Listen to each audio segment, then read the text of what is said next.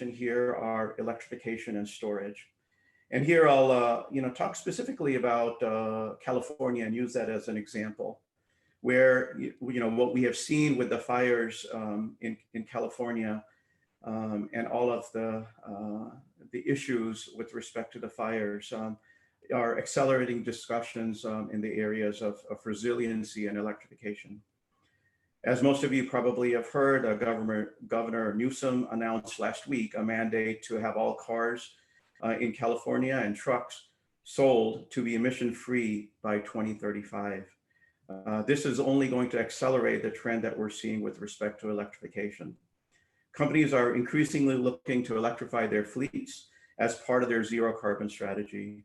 Over 85% of orders placed for close to 200,000 cars made by corporations were done on or after 2019. So this is again an area that is, I would say, in its infancy, but it's starting to really accelerate. And because of some of the things that have happened in 2020, again, we expect to accelerate and at a faster pace going into next year. When we talk to our customers, what we're also seeing is that companies are moving away from just talking about one particular strategy.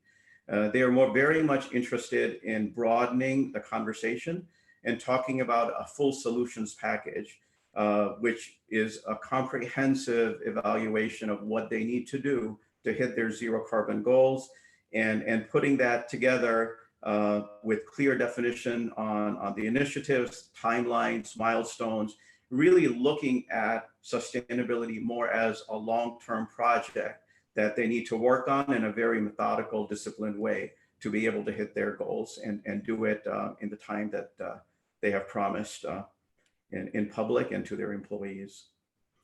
As an example, national RECs are still important. Customers are obviously still buying them, but customers are also now looking to purchase their green power using project-specific RECs with a lot more focus in areas like locationality, additionality, and trying to understand the true differences between a VPPA versus a physical PPA.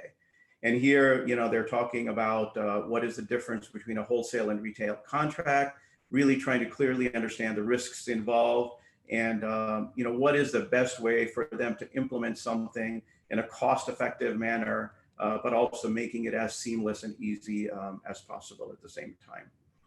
Customers are also asking for more intensive short and long-term strategy deployment that includes carbon tracking, efficiency initiatives, data analytics, and areas like electrification and storage. So what I'm saying here is that it's an all-inclusive type project that captures many different solutions across many facilities happening at the same time. So it's more difficult, but it's more clear in terms of articulating that what is going on and how it's being done. The goal is to work backwards, starting from a date like 2030, and putting together a package of solutions to drive their overall strategy. And this not only impacts or positively helps with more transparency with the internal and external stakeholders, but also improves the overall communication with everyone across the whole arena of folks involved in this type of project.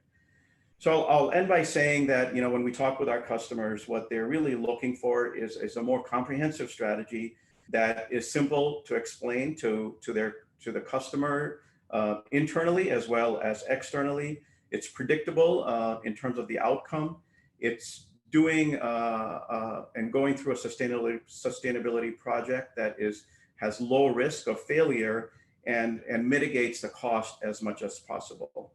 And by doing something like that, they can continue down the line of sustainability and be at par with what many of their competitors are doing and the overall accelerated pace that we're seeing with respect to sustainability. Thank you very much. Great, Raj. Can you give us an example of a customer who's really impressed you, has really committed, and tell us a little bit about what they actually did and how much they moved the needle? Sure. recently here over the last couple of months, we have talked to a customer that it's a European company with 55 facilities here in the US. And initially, when they came to us, it was like a standard, okay, we have a 2030 target. We are looking to, put some plans in place. Can you help us with, a locational specific rec? And we said, sure, we can obviously do that. But when we got into the conversation, we started to really talk more about some of their manufacturing facilities, which are very old. They've purchased some new facilities which are outdated, and the efficiencies are very low. So how do we improve the efficiency while talking about the location-specific recs, and then putting some analytics into the mix? Because if you have old equipment, can you get real-time data to really understand what are the best ways to use those analytics to drive even better efficiency? Became part of that overall conversation. Fantastic. I've often wondered what systems are being put into place so that there is a one-time matching of a renewable, let's say megawatt produced on a wind farm, and that somebody has said that we're counting that as our renewable energy. Is Constellation involved in sort of this discrete one-time mapping so that you don't have three different people all claiming that that's their wind farm and that therefore they are renewable? Yeah, we absolutely are doing that. That's extremely important to a customer to make sure that when they are looking at their scope 2, the data is accurate, and it's something that they can share with others. So we help with that whole process, the reporting aspect of it as well. And we're actually further evaluating newer tools that can make that even faster and more effective. So it's a very important piece, Tom. It's a good question, and making sure that the reporting is timely and accurate is a key part of what we do, and a lot of our competitors do, to be honest with you.